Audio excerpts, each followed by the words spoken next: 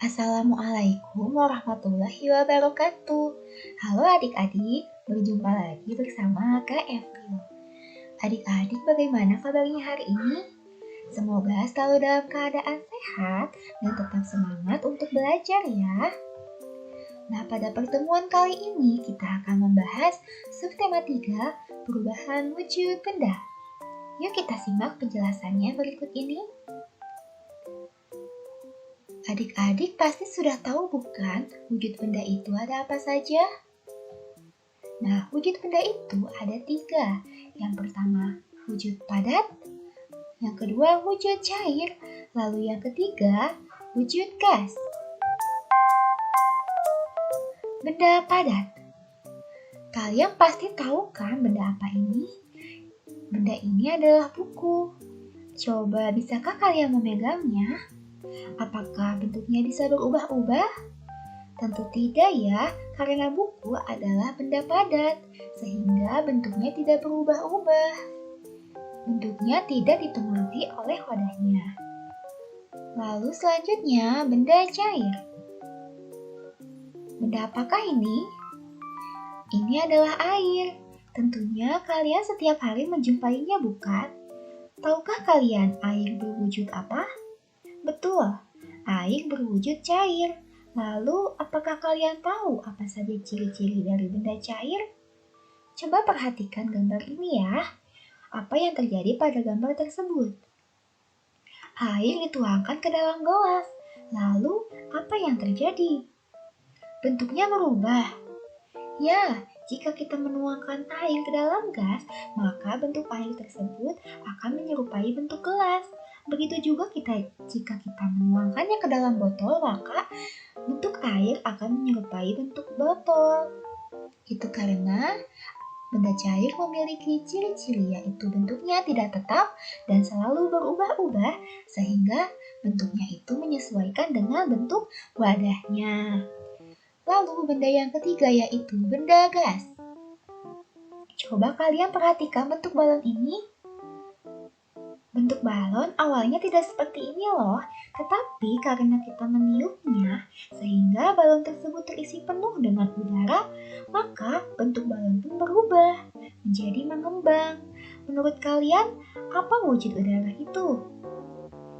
Ya, wujud udara adalah gas. Benda gas ini terdapat di mana-mana loh, contohnya udara yang kita hirup setiap harinya.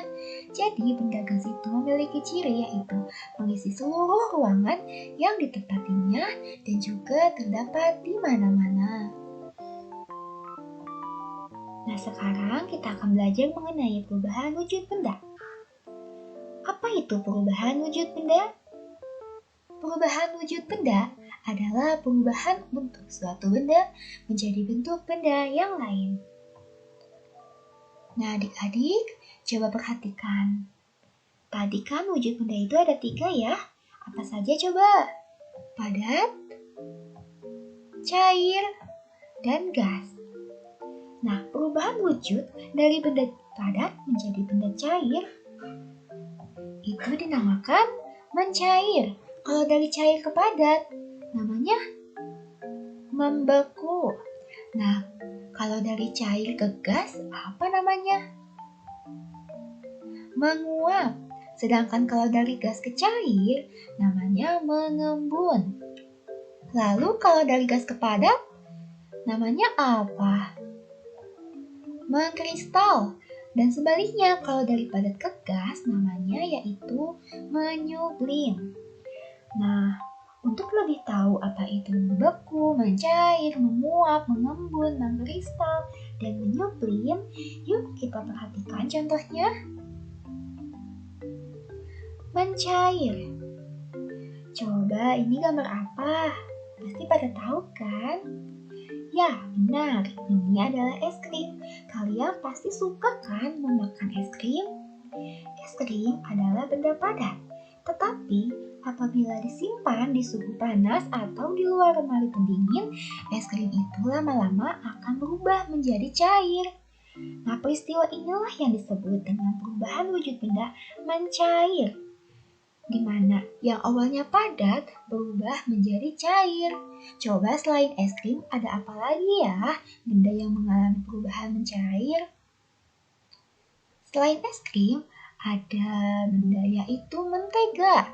Nah, mentega dan juga coklat jika dipanaskan maka akan berubah wujud menjadi cair. Selanjutnya membeku. Apakah kalian pernah membuat es batu? Nah, es batu sebelum dimasukkan ke kulkas bentuknya cairan. Lalu kita masukkan ke dalam kulkas. Sehingga setelah beberapa lama akan berubah bentuk menjadi es batu yang berwujud padat. Proses inilah yang dinamakan membeku, yaitu perubahan wujud dari bentuk cair menjadi bentuk padat. Selanjutnya yaitu menguap. Nah, pernahkah kalian membantu ibu menjemur pakaian basah? Pada pakaian basah, terdapat molekul-molekul air yang menempel.